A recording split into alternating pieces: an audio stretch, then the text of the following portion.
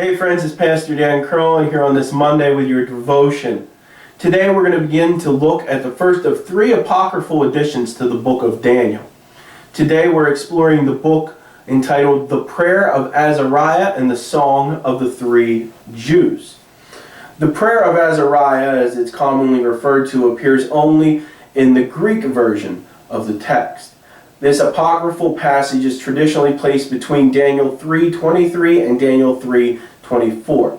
It takes place immediately following Shadrach, Meshach, and Abednego being thrown into the fiery furnace, but before King Nebuchadnezzar sees the four men walking in the furnace.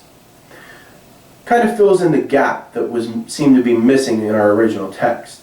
Today we're going to explore verses 1 to 22, which are the prayer that was made by Azariah, also known as Abednego.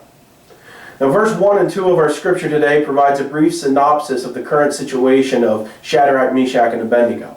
They find themselves walking among the flames of the furnace, and they begin to sing songs of praise to God.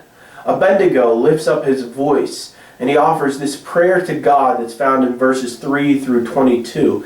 He begins by confessing and repenting of the sin of the people. He acknowledges that God's judgment is just and is righteous, yet he begs God to keep true to the promises of the covenant that was made with their ancestors. Now, as this section comes to the close, Abednego seeks God's mercy and deliverance for himself and for his friends so that God can be glorified through them. I want to ask today, as we think about this passage, do we remain calm in times of trial? Can we recognize God's just judgment in the world? We must continue, friends, to remain strong in God, even in the midst of turmoil or in the face of death. And that's a message that's very appropriate for the world that we live in today.